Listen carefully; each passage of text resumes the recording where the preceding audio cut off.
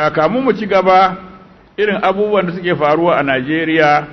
na bom da yake tashi da bindigogi ba su da magani sai addu'a. Idan mutum ya karanta Fatiha marra ɗaya, Salatul Fatiha marra ɗaya, laqad ja'akum 66, idan ya hada da ya man biyadihi malakutu kulli shay'in wa huwa yujiru wa la yujaru alayhi, in ka karanta wannan bom ba zai tashi wurin da ka zauna ba.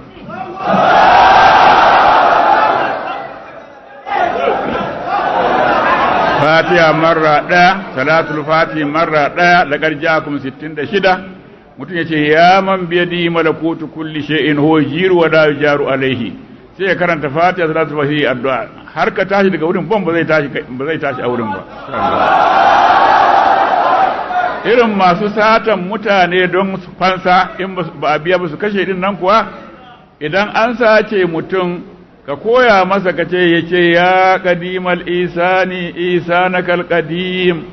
ya qadimal isani isanakal qadim, ya qadimal isani isanakal qadim. Ina faɗin wannan ba za su ya kashe mutumin ba, za su sake shi. Ha kuma in kaga mutane kana jin tsoron za su yi maka wani sharri ko mutum, to ka ɗauki hannunka na dama ka ɗora kanka karanta laqad ja'akum marra ɗaya, ba za su iya yin komai da kai ba, insha Allah. Allah ya kiyaye mana kasar mu, kiyaye mana imanin mu da addinin mu, kiyaye mana jama'ar mu inda muke duka mu zauna lafiya. Bi buyuti nabi Allah an turfa,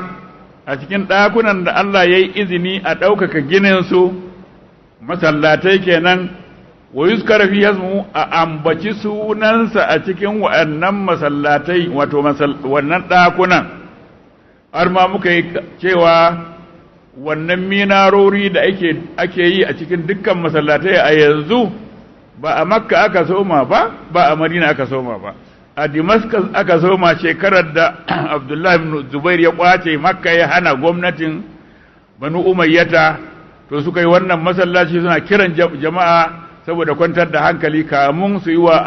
shi Abdullahi ibn Zubair din juyin mulki. To na aka fara waɗannan minaru, to sai jama'an duniya suka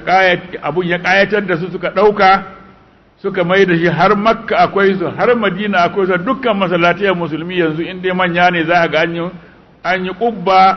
an yi minarori duka. Daga Damascus din aka gani, annabi bai gani ba, domin kamu ai wannan ma hijira ta kai shekara 80. Saboda haka ba masu ba da hujja annabi bai yi ba, annabi bai gani ba, ƙarya ne. Annabi kam abin da aka ce in ka ji annabi bai yi ba ka tambaya ya hana, shine hujja, ya hana shine hujja, ba bai yi ba. Bai yi ba ka abin da annabi bai yi ba shi muke yanzu da yawa. Karatu da muke a rediyo nan annabi yayi ne. Saboda haka fi buyutin adilla an turfa wa yuzkara fi yazmu, an gina ne don a ambaci sunan Allah. Yusabbihu lahu fiha bil ghudwi wala sali rijalun.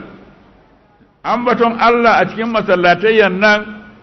ma'anansa salloli biyar na wajibai da farillai wanda ake nafiloli da kuma karatun Qur'ani. Yusabbihu lahu fiha bil ghudwi wala sali rijalun. Sannan kuma a samu waɗansu mazaje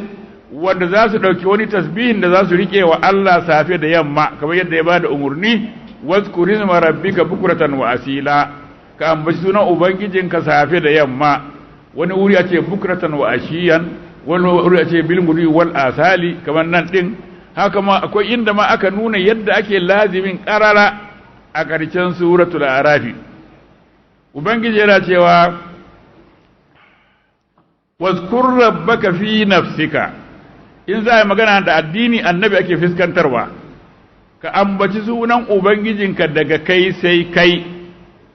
tadarru'an wa khifatan, ya zama kana cikin ladabi da kaskantar da kai, ka san fa kana wurin Allah ne. Allah ce ana jalisu man zakarani, duk wanda yake ambato na ina zaune da shi, ina tare da shi kenan ma'anansa. Saboda haka sai an yi alwala ake yin lazimi, ko ba za a yi magana ba za a ci wani abu, ba za a sha wani abu har a gama lazimi. Waskur rabbaka fi nafsika, kai kadai za ka yi abunka, tadarru'an wa khifatan, ka sa ladabi, ka sa tsoron Allah a lokacin da kake lazimin nan. Wa dunal jahri min alqawli, ka karanta lazimin nan ko ba a bayyane ba, a boye. bil gudu wal asali kai lazimin nan kuma safe da yamma wala takun min al ghafilin karka yefa kanka cikin rafkanannu wanda Allah ya sun mance da Allah ya jifa da su nasullahu fa nasiyam domin annabi sallallahu alaihi wasallam an hana masa hada kai da ghafilai rafkanannu Allah ya ce masa wasbir nafsaka ma allazina yad'una rabbahum bil ghadati wal ashi yuriduna wajha kai hakuri ka hada kanka da bayina inji Allah waɗannan suke ambaton Allah safe da yamma suna neman zatin Allah da wannan ambato ba wai neman lada ko neman wani arzikin duniya ba